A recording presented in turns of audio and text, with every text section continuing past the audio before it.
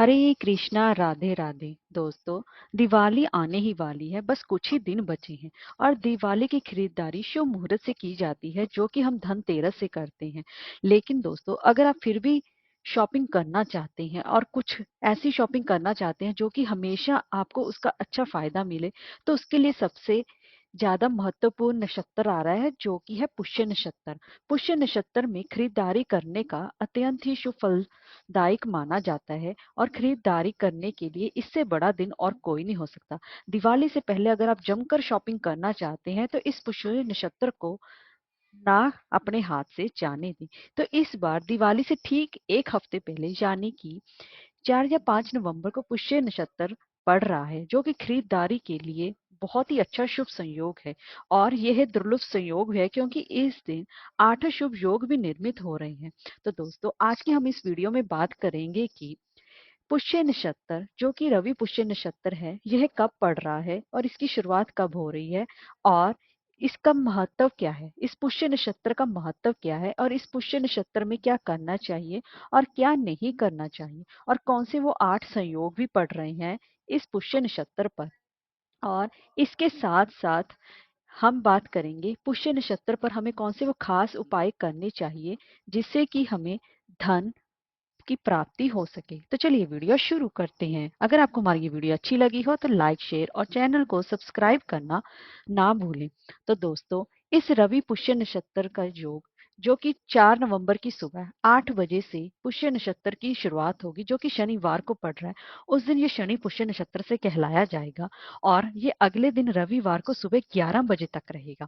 और उदय तिथि के हिसाब से इसे रविवार को रवि पुष्य योग से जाना जाएगा। और रवि पुष्य योग और गुरु पुष्य योग का हमारे हिंदू धर्म में बहुत ही ज्यादा खास महत्व माना जाता है। हिंदू धर्म में पूजा पाठ, व्रत, त्योहार, शादी विवाह के लिए नक्षत्रों का खास महत्व देखा जाता है। और अगर हम कोई खरीदारी करना चाहते हैं, तो उसके लिए भी हम नक्षत्रों के देखने के हिसाब से खरीदारी करते हैं। अगर आप खरीदारी करना चाहते हैं, तो उसके लिए सबसे उत्तम योग बन रहा है, जो कि है रवि पुष्य नक्षत्र योग। और रवि पुष्य नक्षत्र में किया गया कोई भी कार्य हमेशा ही लाभदायक और शुभदायक बना रहता है। तो दोस्तों, इस बार शनि और इस रवि पुष्य योग के साथ इस अष्ट महायोग का भी ऐसा ही दुर्लभ संयोग बन रहा है, जो कि पिछले 400 सालों तक आज तक नहीं बना। तो इसलिए दिवाली से पहले अपने कामों की शुरुआत के लिए ये 2 दिन आपके लिए बहुत ही शुभ माने गए हैं। इन 2 ही दिनों में नए काम की शुरुआत करना, भूमि, भवन, रियल एस्टेट में निवेश करना, वाहन खरीदारी करना, सोने चांदी के आभूषण, बही खाते, कपड़े और अन्य चीजों की खरीदारी के लिए सर्वश्रेष्ठ समय है ये खरीदी का। ये इसमें खरीदी गई चीज के आपको अक्षय लाभ मिलेगा। इसीलिए इस दिन का बहुत ज्यादा खास महत्व बन रहा है। और इस दिन 4 नवंबर के दिन शनिवार को पुष्य 8 महासयोग भी बन रहे हैं, जो कि है शंख योग, लक्ष्मी योग, शश योग, हर्ष योग, सरल योग, साध्य योग, मित्र योग, गज केसरी योग भी बन रहे हैं। इन शुभ योगों के साथ ही पुष्य नक्षत्र का स्वामी शनि है, जो कि अपनी ही राशि में रहेगा और जो कि मार्गी हो गया है, जिसकी वजह से इस संयोग में की गई खरीदारी और प्रॉपर्टी में निवेश करना लंबे समय तक फायदे में बना रहेगा। और दोस्तों, इस दिन निवेश करना, लेन देन करना और नई कामों की शुरुआत करने के लिए यह दिन बहुत ही ज्यादा शुभ माना जाता है। और दोस्तों, शनि पुष्य नक्षत्र और रवि पुष्य नक्षत्र में इन 2 दिनों में किया गया कोई भी कार्य आपको हमेशा ही प्रसिद्धि दिलाएगा। और इस दिन किए गए कोई भी कार्य कभी भी विफल नहीं होता है। और दोस्तों, शनि जे देव हैं, वो स्थिरता के स्वामी माने जाते हैं। और गुरु जो हैं, वो ज्ञान और धन के कारक माने जाते हैं। इसलिए शनि के प्रभाव से इस दिन खरीदी गई चीजें लंबे समय तक रहती हैं। और गुरु के प्रभाव से समृद्धि लाने वाली होती है, क्योंकि इसे पुष्य नक्षत्र को राजा का दर्जा मिला हुआ है। इसी वजह से इसका महत्व और भी ज्यादा बढ़ गया है। दोस्तों, इस पुष्य नक्षत्र में हम जो भी कोई कार्य करते हैं, उसको उत्तम माना गया है। और इस रवि पुष्य नक्षत्र को ऐसा वैसा नक्षत्र नहीं है। और यह नक्षत्र सभी नक्षत्रों का राजा है। पंचांग में 27 नक्षत्र बताए गए हैं, और 27 नक्षत्र में पुष्य नक्षत्र को सबसे ज्यादा उत्तम बताया गया है, क्योंकि पुष्य नक्षत्र में हम कोई भी कार्य बिना पंचांग देखे भी कर सकते हैं। और पुष्य नक्षत्र में ही भगवान श्री राम जी का भी जन्म हुआ था, जिसकी वजह से इसका महत्व और भी बढ़ गया है। और पुष्य नक्षत्र में जन्म लेने वाले जातक अति विशिष्ट, सर्वगुण संपन्न और भाग्यशाली भी होते हैं। और इस नक्षत्र में जन्मे जातक महान कर्म करने वाले, बलवान, कृपालु, धार्मिक भी होते हैं। इसीलिए दोस्तों इसका महत्व और भी ज्यादा बढ़ गया है। और इस पुष्य नक्षत्र में माँ लक्ष्मी की उपासना करना, धन की प्राप्ति के लिए माँ लक्ष्मी की उपासना करना अत्यंत ही शुभ फलदायी माना जाता है। धनतेरस और दिवाली पर हम माँ लक्ष्मी की उपासना करते हैं। और इससे बड़ा अब सबसे शुभ योग रवि पुष्य योग बन रहा है। और इस रवि पुष्य योग में माँ लक्ष्मी के मंत्रों का जाप करना और माँ लक्ष्मी की उपासना करना अत्यंत ही शुभ फलदायी माना जाता है। और दोस्तों किन कार्यों के लिए पुष्य नक्षत्र सबसे ज्यादा शुभ होता है? पुष्य नक्षत्र में आध्यात्मिक ज्ञान प्राप्त करना, मंत्र दीक्षा लेना, उच्च शिक्षा ग्रहण करना और भूमि का लेन देन करना, यज्ञ अनुष्ठान करना, वेद पाठ आरंभ करना, पुस्तक दान करना और विद्या दान करना और विदेश यात्रा आरंभ करने के लिए अत्यंत ही शुभ फलदायी माना जाता है।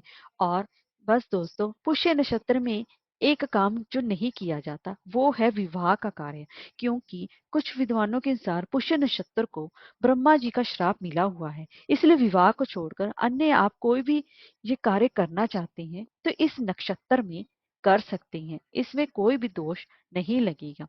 रवि पुष्य नक्षत्र योग में अगर आप धन की देवी माँ लक्ष्मी को प्रसन्न करना चाहते हैं तो उस दिन आप माँ लक्ष्मी की विशेष उपासना करें और इस दिन कुछ खास विशेष उपाय भी अवश्य ही करें।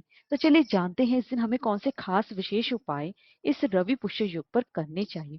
दोस्तों धन लाभ के लिए इस रवि पुष्य नक्षत्र में भगवान विष्णु और माँ लक्ष्मी जी का केसर युक्त दूध से अभिषेक करना चाहिए। ऐसा करने से भगवान विष्णु और माँ लक्ष्मी की असीम कृपा बनी रहती है। और दोस्तों इस दिन रवि नक्षत्र पर पुष्य नक्षत्र प्रारंभ होने के बाद 11 लघु नारियल, एक छोटे 11 लघु नारियल की पूजा करके उन्हें लाल कपड़े में बांधकर धन स्थान पर रखने पे से धन में वृद्धि होती है। इसलिए इसका उपयोग इस रवि पुष्य नक्षत्र पर अवश्य ही करें। और इस दिन शंख पुष्पी की जड़ कहीं से भी प्राप्त कर लें और फिर इसको चांदी की डिब्बी में डालकर उसे अपने घर की तिजोरी में रखें। ऐसा करने से आपके घर में धन की कभी भी कमी नहीं होगी। और दोस्तों इस शुभ योग में मोती शंख में जल भरकर माँ लक्ष्मी की मूर्ति या चित्र के सामने रखने से लक्ष्मी माता बेहद ही प्रसन्न होती है। इस उपाय को अवश्य ही करें। और इस दिन पुष्य नक्षत्र में इस मोती शंख को आप घर में स्थापित कर प्रतिदिन उससे शुरू होकर लगातार महालक्ष्मी का मंत्र श्री महालक्ष्मी नमः का 11 बार बोलकर एक एक चावल का दाना शंख में भरते रहें। इस प्रकार इसको 11 दिनों तक यह प्रयोग अवश्य ही करें। इस प्रयोग को रवि पुष्य योग से लेकर अगले 11 दिन तक अवश्य करें। ऐसा करने से अगर आप आर्थिक तंगी का सामना कर रहे हैं तो वह धीरे धीरे अपने आप दूर होने लगेगी। और इस रवि पुष्य नक्षत्र के दिन चांदी या सोने के आभूषण खरीदना अत्यंत ही शुभ माना जाता है, क्योंकि रवि पुष्य नक्षत्र में माँ लक्ष्मी की उपासना बेहद ही शुभ फलदायी मानी जाती है। इसलिए इसे सुख समृद्धि में बढ़ोतरी भी होती है। इसीलिए आप इस दिन सोने या चांदी के आभूषण धनतेरस से पहले भी खरीद सकते हैं। और इस रवि पुष्य नक्षत्र में भगवान सूर्यदेव की उपासना ना हो ऐसा तो हो ही नहीं सकता, क्योंकि रवि भगवान सूर्यदेव का ही एक नाम है। इसीलिए इस दिन सूर्यदेव की पूजा विधिवत अवश्य की जाए, क्योंकि कार्तिक मास चल रहा है और इस कार्तिक मास में भगवान सूर्य नीच के होते हैं। ऐसे में उनका बल बढ़ाने के लिए इस नक्षत्र में भगवान सूर्य देव की विशेष पूजा उपासना करें।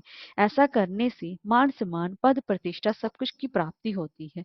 और भगवान सूर्य को सूर्योदय के समय जल दें और आदित्य हृदय स्रोत का पाठ अवश्य ही करें।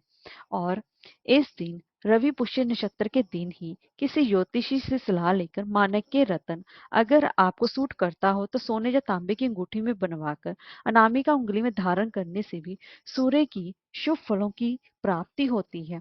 और दोस्तों अगर जिन लोगों की कुंडली में सूर्य की स्थिति खराब है और जिन लोगों के मान सम्मान में कमी हो रही है तो उन्हें इस रवि पुष्य नक्षत्र में किसी ब्राह्मण को गुड़, गेहूं और तांबे का दान अवश्य ही करना चाहिए। ऐसा करने से सूर्य की शुभता प्राप्त होती है। तो इसीलिए दोस्तों, इस शुभ रवि पुष्य नक्षत्र को अपने हाथ से जाने ना दें। ये कार्तिक मास में पड़ रहा है और इसका फल अवश्य ही लें और माँ लक्ष्मी की विशेष रूप से इस दिन उपासना करें।